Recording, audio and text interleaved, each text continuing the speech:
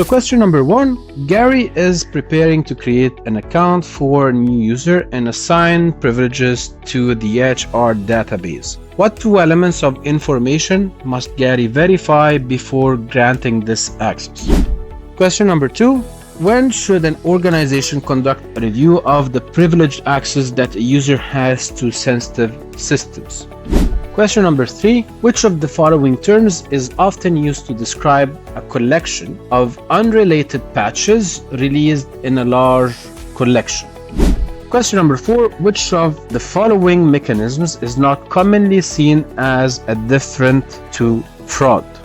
Brian recently joined an organization that runs the majority of its services on virtualization platform located in its own data center, but also leverages an infrastructure as a service provider for hosting its web services and a software as a service email system. What term best describes the type of cloud environment this organization uses? Hello everyone, and welcome to a new video from the CISSP exam preparation provided by 591 Labs.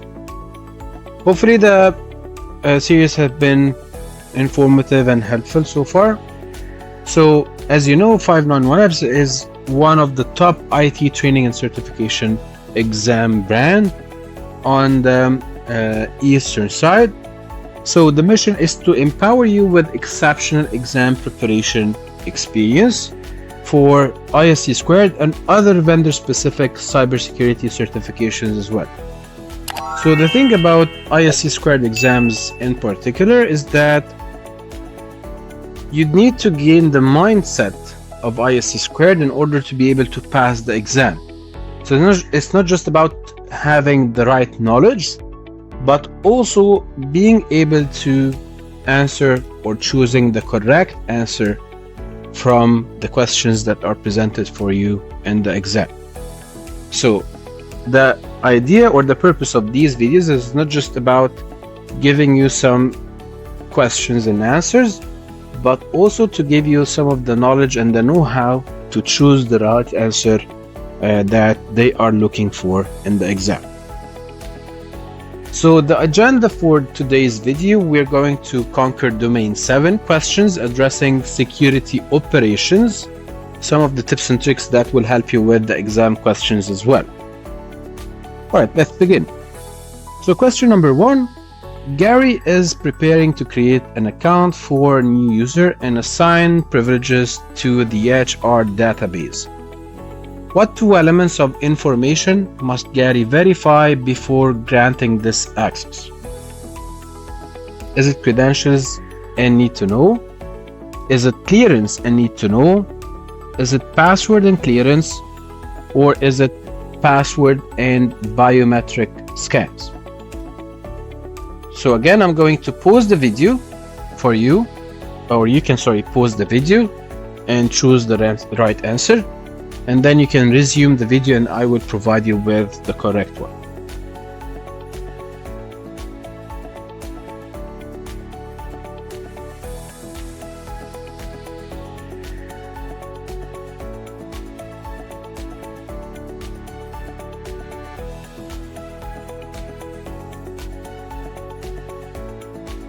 So before Gary granting the access, he would need to provide the clearance level associated with the account and the need to know, because he's going to provide access, or he's going to create an account for the new user and assign the privileges to the HR database. So the privileges are associated with the clearance and the need to know. So the answer for this one is clearance and need to know. Question number 2, when should an organization conduct a review of the privileged access that a user has to sensitive systems? Is it on a periodic basis? Is it when a user leaves the organization? Is it when a user changes role? Or is it all of the above?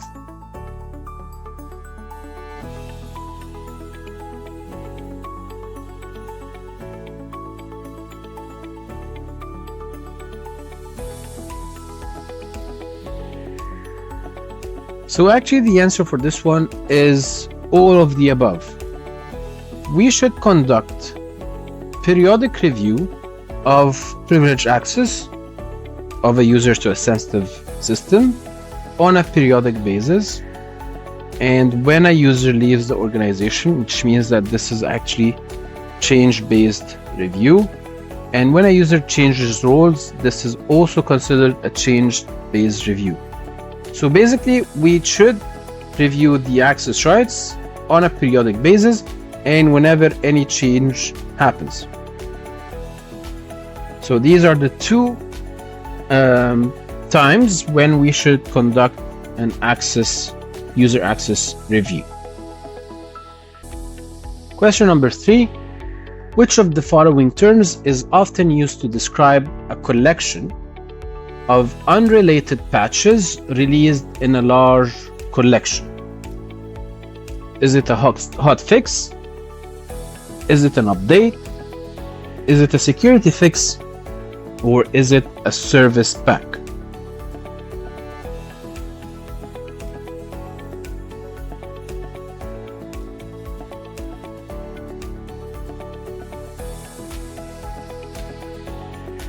So as you know, Microsoft, for example, releases updates and hotfixes on a periodic basis. Let's say after some time, there are a lot of updates and hotfixes that has been released for the current Windows version. So in this case, Microsoft is going to collect all the hotfixes and updates that have been released previously. It's going to include them in a new operating system version and is going to call this service pack. So hotfixes, updates, and security fixes are all synonyms for single patches that are designed to correct a single problem. A service pack is a collection of all these updates and is going to be included in an operating system or an application. So the answer for this one is D.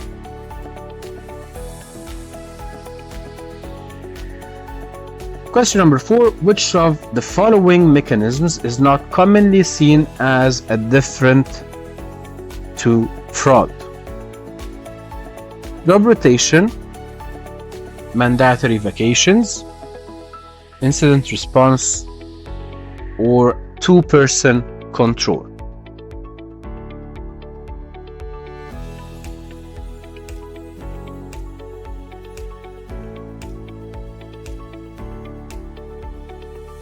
Is not commonly seen as deterrent to fraud. Not commonly seen as deterrent. So these are the keywords here for this question.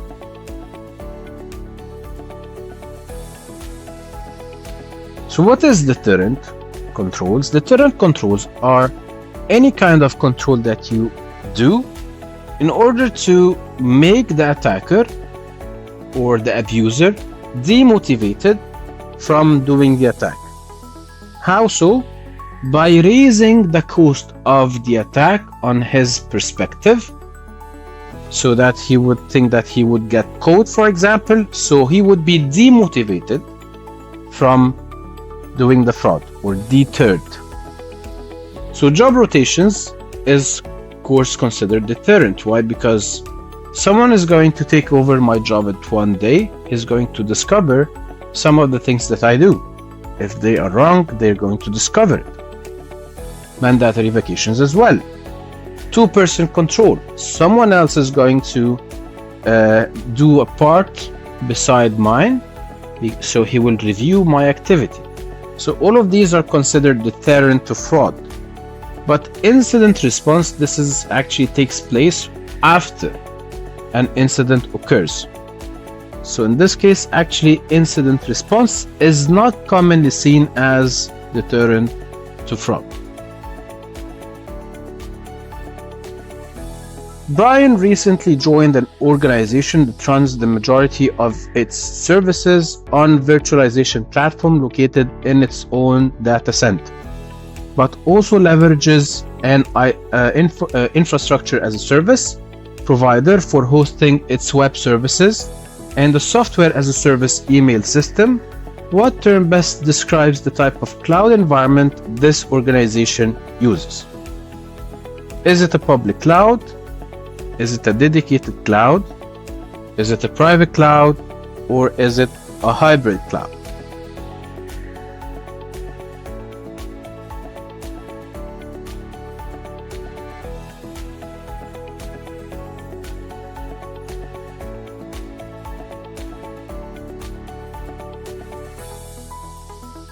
So again, let's review the question. So this one has its own data center, as well as either infrastructure as a service and software as a service as well. So it uses both some of the on-prem resources as well as some of the cloud service provider resources as well. So in this case, this is referred to as a hybrid cloud. It's a mixture between public cloud and private cloud services. Question number 6. Glenda would like to conduct a disaster recovery test and is seeking a test that will allow a review of the plan with no disruptions to normal information system activities, and as a minimal a commitment of time as possible. What type of test should she choose? Is it a tabletop exercise? Is it a parallel test? Is it a full interruption test? Or is it a checklist review?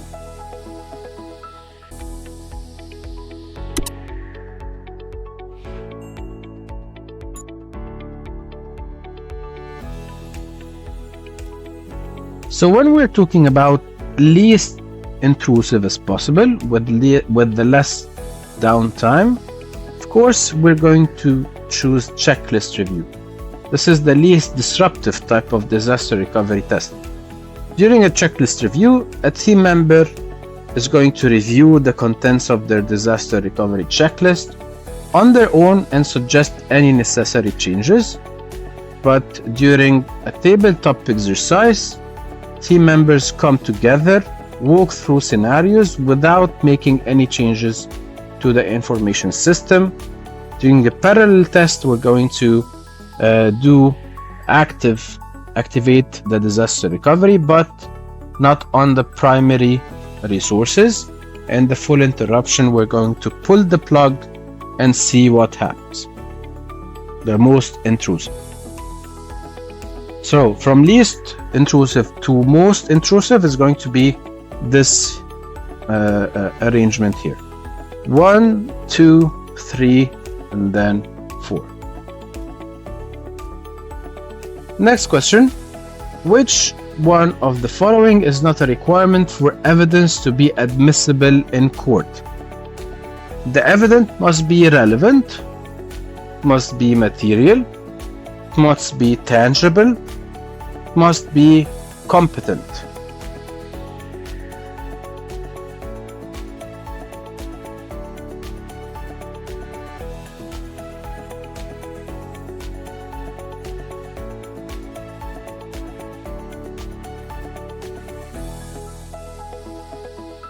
So, just a question here. Do you think that a material has to be tangible?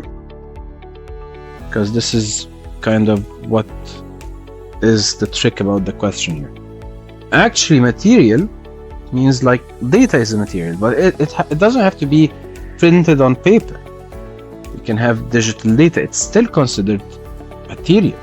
It's an evidence.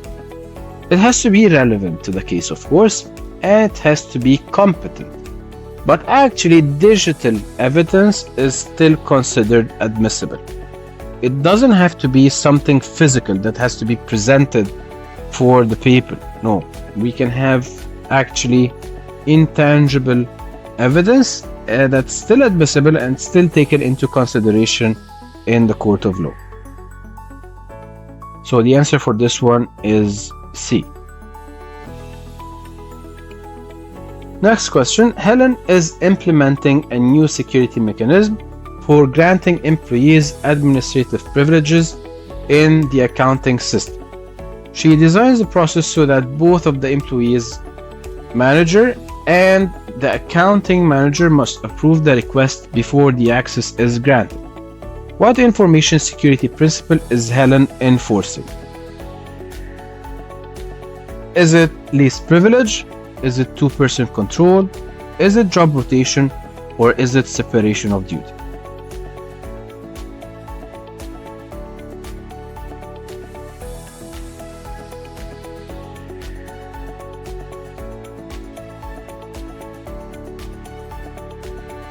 So, actually, this is considered a two-person control because Helen designed a process that requires the concurrences of two persons to perform a sensitive action.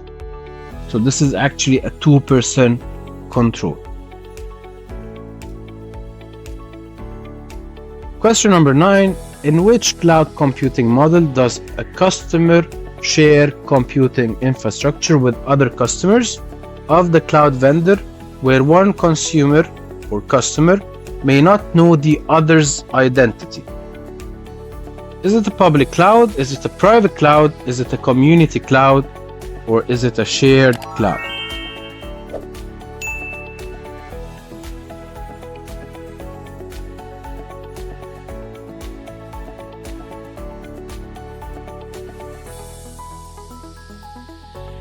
So actually the answer for this one is a public cloud.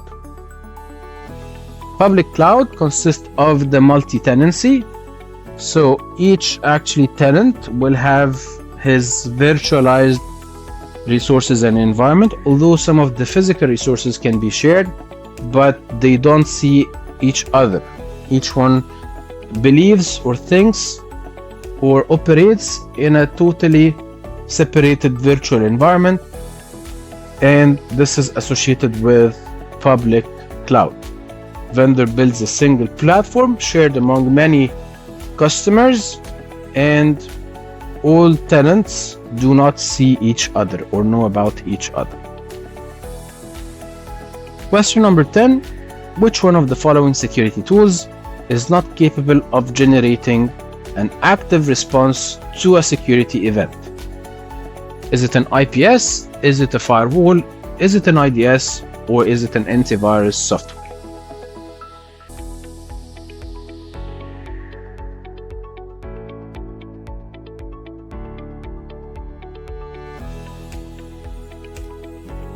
So this one is intrusion prevention system. So since it's prevention, it means that it takes an action in order to prevent possible attacks. Firewall as well, it actually can block specific traffic from entering the environment. Some of them will be allowed, some of them will be blocked, depending on the policy. Intrusion, this one is actually detection system. So detection, it means that it will not do anything, it will only alert system admins of a possible intrusion that happened, but it will not actually take an active response to the malicious traffic. Antivirus, of course, is going to, for example, remove and stop viruses from running on your machines. So all these ones are going to take active actions except of the IDS. So the answer for this one is the IDS. Next one, Richard is experiencing issues with the quality of network services on his organization's network. The primary symptom is that packets are consistently taking too long to travel from their source to their destination. What term describes the issue Richard is facing? Is it jitter? Is it packet loss? Is it interference? Or is it latency?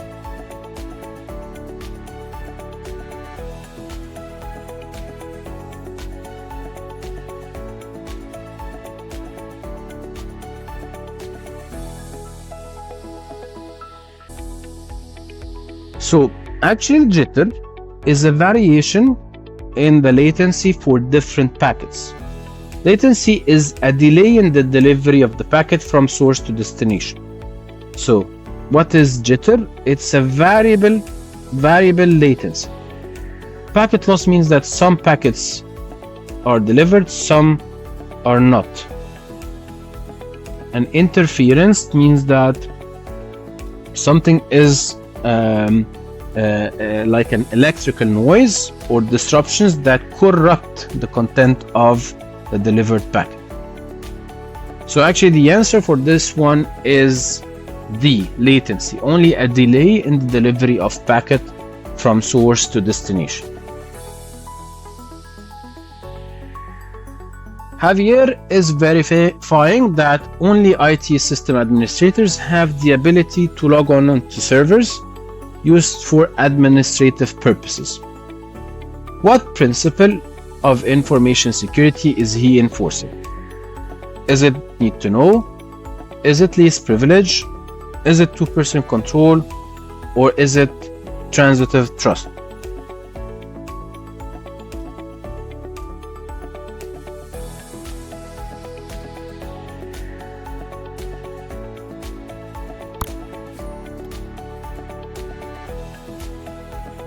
So actually, least privilege means that we're only going to assign access for people only the minimum they require to conduct their job, nothing more than that.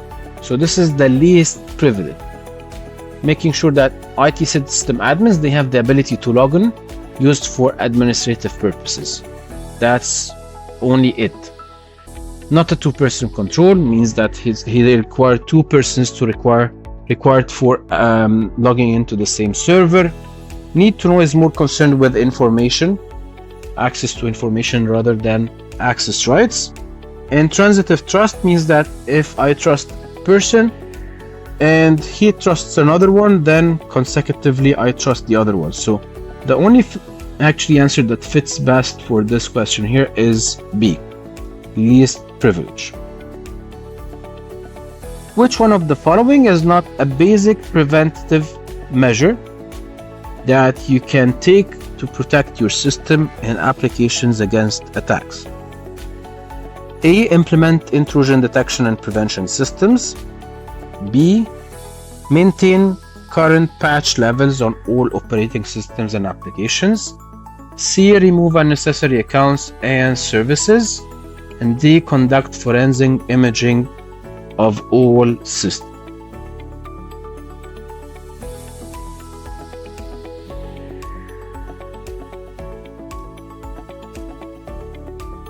So there is no need to conduct forensic imaging as preventative measure. Rather, forensic imaging should be used during the incident response process. Maintaining, of course, patch level and implementing intrusion prevention and detection systems and removing unnecessary services, all of these are considered basic preventive measures. So the only one that comes after the attack, of course, is conducting a forensic imaging on all systems. So the answer for this one is D. Question 14. Tim is a forensic analyst who is attempting to retrieve information from a hard drive. Fears that the user attempt to erase the data, and Tim is trying to reconstruct it. What type of forensic analysis is Tim performing? Software analysis, media analysis, embedded system, or network analysis?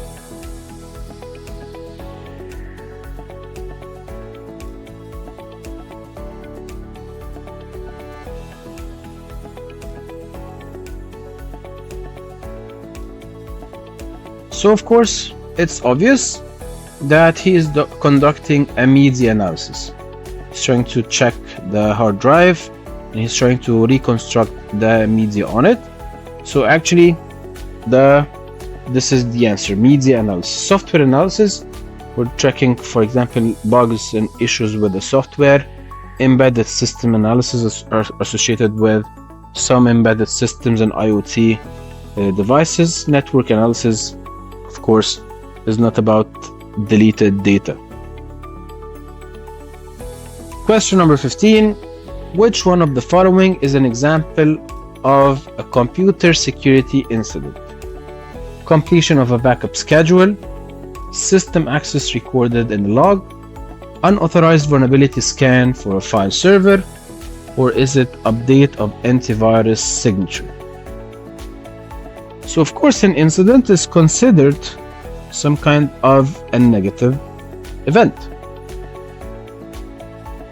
So completing a backup on schedule, this is not of course an incident, this is a normal task that happened. System access recorded in a log as well, an update of antivirus signature as well. So the only incident that should be considered here is unauthorized. As you can see, it's very obvious, vulnerability scan of a file server, because this could be conducted, for example, by an attacker who is trying to learn about the existing vulnerabilities so that he can exploit them on a file server. Thank you all for attending today's class. Hope it was informative and helpful. Remember, you have to practice a lot, because the best way to gain the mindset of ISC² is by a lot of practice. Of course, if you have any question or concern, you can always contact us. Appreciate your participation. Looking forward to seeing you in future videos. Have a great day.